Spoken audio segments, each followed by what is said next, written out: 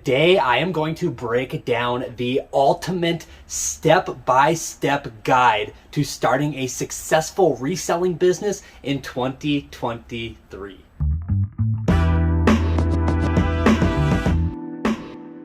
Hey, what is up everybody? Welcome back to the channel. Super happy you are here. Today I'm going to talk about the ultimate guide to starting a successful reselling business in 2023. Now, this is going to be a no fluff guide on starting a successful reselling business. And this isn't just for the newcomers into the reselling industry. If you already have an established reselling business, I think there's going to be nuggets of very valuable information for everybody on the spectrum. It's going to be a very valuable guide, whether you are a full-time or whether you make $100,000 a year doing this or even more, or whether you are brand new to the industry. These are things that you need to hear. Before we jump in, I just want to introduce myself super quick. I'm going to make it extremely brief. My name is Jacob. I own a full-time online reselling business. I am here to help you through the experience of me growing my reselling business from nothing to a full-time six-figure,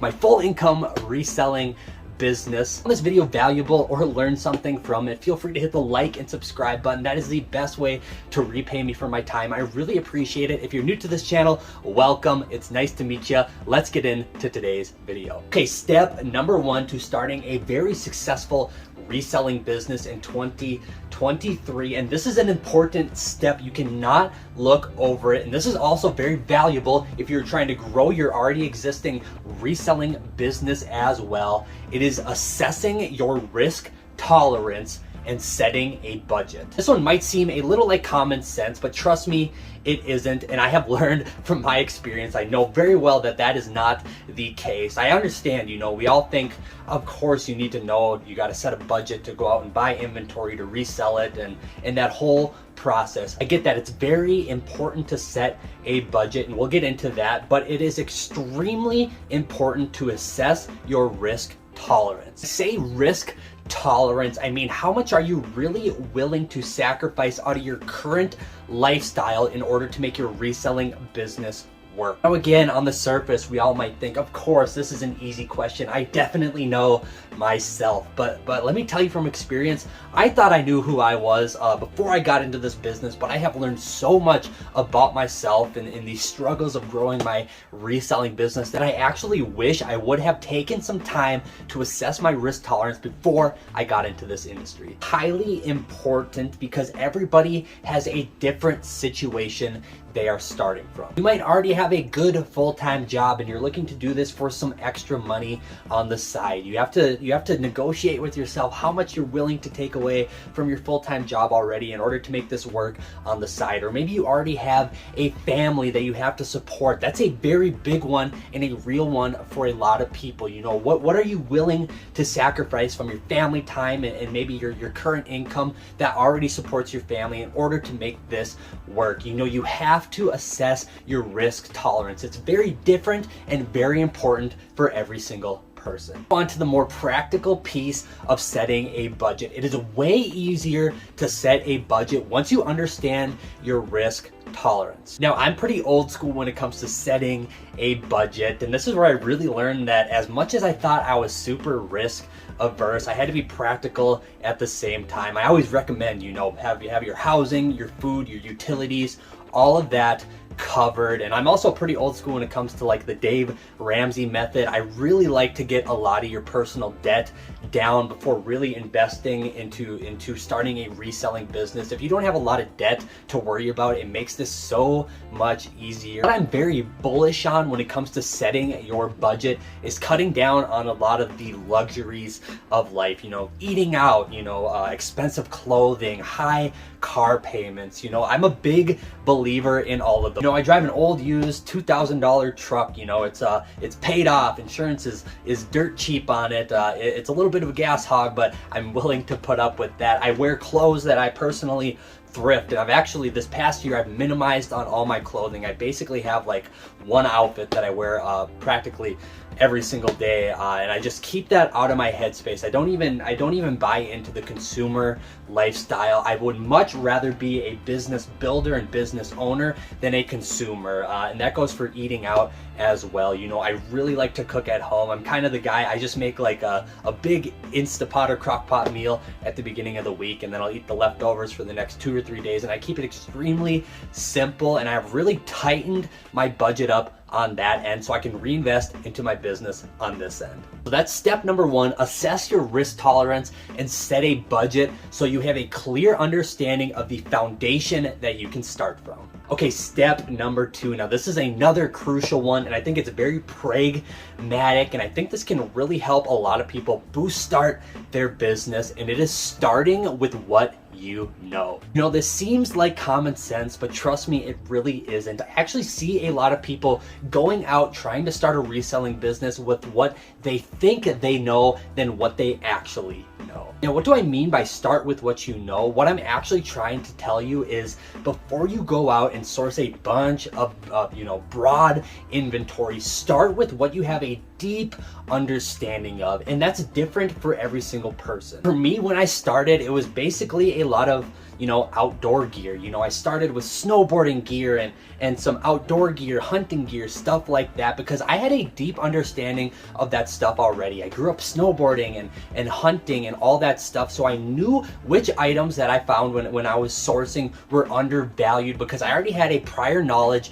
of those industries, and it was extremely beneficial to my business. Like I said, this is going to be extremely different for everybody. I primarily sell clothes, but maybe for you it's video games. Some people have a wide knowledge of video games and what video games are collectible and rare. Maybe for you it's baseball cards. Maybe you knew all the really good baseball players growing up and the cards that you might think might be valuable in the future. Maybe it's toys. Some people have just a deep knowledge of toys. For me, it's mainly outdoor gear and jackets and clothes, but for everybody there is something different, and I know if you look through the Rolodex of your life, you will have a prior interest that can really boost start your business with starting what you know. Step number 3. This one might be a little, redundant, again, a little common sense maybe, but I'm gonna backpack off the last step to provide you a deep well of information when you start doing this. And it is sourcing inventory. I already provided you the framework of building up a game plan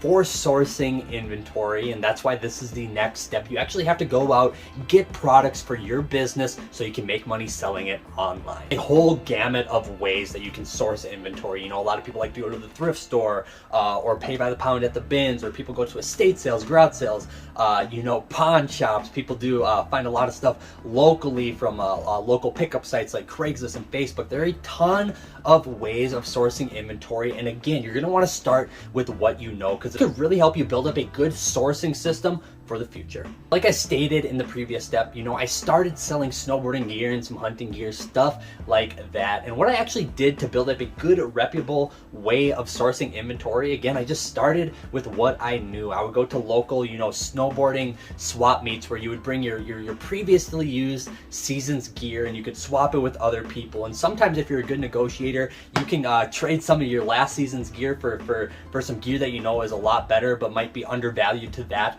person. That's a great way if you're in that side of the industry, the snowboarding, skiing side of the industry. That's a great way to get some value into your inventory that way. The hunting side, I really just started with some of my personal gear, some of the hand-me-downs that I've gotten throughout the years, and then just figured out good ways to source it in my local community. I was in a community of a lot of hunters, so I could find a lot of good stuff at thrift stores and garage sales. It was a great way to bolster up that side of my business. But really, if you start with what you know, you will already have an understanding of how to source it. You kind of just have to reverse engineer it. Maybe if you have a good wealth of knowledge of video games, that probably means you grew up playing video games with a lot of your friends, and maybe some of your friends who have kind of grown out of the video game stage of life, maybe they have a big collection of video games that they'll sell you for a good price, and that there's some in there that are worth quite a bit of money. You can go ahead and use that to start your reselling business. Or maybe you're into toys and you have a big collection of childhood toys, and you're willing to use some of those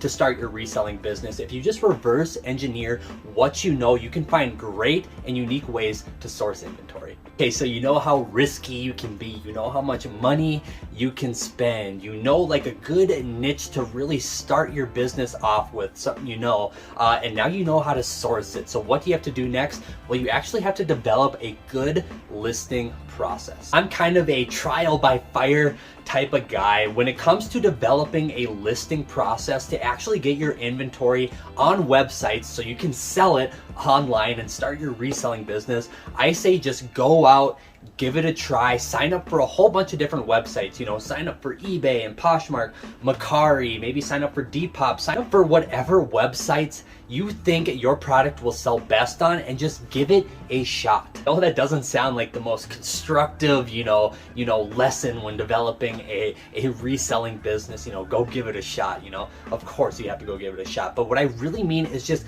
get out there, get stuff on some websites, work with what you have, you know, just use your phone to start listing stuff, make the best titles and descriptions you can, and trust me, you will learn so much through this process that you will become a master at it in no time. I'm a big believer that you really have to just, you know, put yourself out there and develop a good listing process as you go, because it's so unique and so different to everybody that you can really kind of get your own personal touch on each of your listings, and that's really how you develop your process. You know, I don't think there's a one size fits all for all of it. If there was a one size fits all, all internet listings would look the exact same because the playbook would be out. Not the case. Every single website you go to, every single reselling marketplace you go to, all the listings look different, and people have success in their own ways. I'm actually going to roll this over right into the final step number 5, and it's very important. It's actually reinvesting in your business and learning from your experience. So once you actually get stuff on some marketplaces and online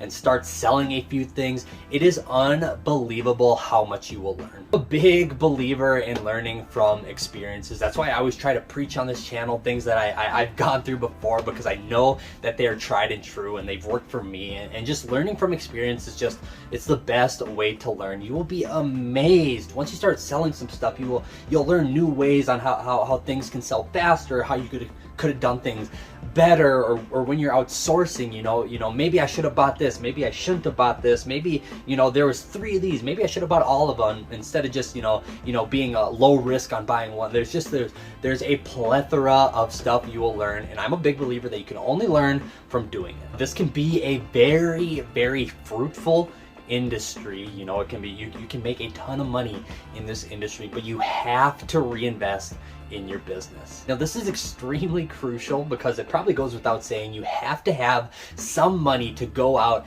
and reinvest to make more money with this business. I'll give my best advice if you are a full-timer or a part-timer. If you are a full-timer like I am, you know, this is my full-time income, I would seriously try to tone down your lifestyle as minimal as possible, so you don't need a ton of money to live off on a month-by-month basis, so you can reinvest the maximum amount of money in your business. If you just want to do this part-time, maybe a little side money, I presume you already have a separate income that you could probably live off of. I would actually suggest doing this for maybe half a year, maybe a full year, maybe a little longer if you can, where you actually don't take any money out of your reselling side hustle business and just reinvest it all back into your business. I think if you can really elongate that time period where you take money out of it to pay yourself, you can build it up to a good point where you probably don't have to worry about it financially. Right, so there you go. Those are my 5 steps, you know, the ultimate guide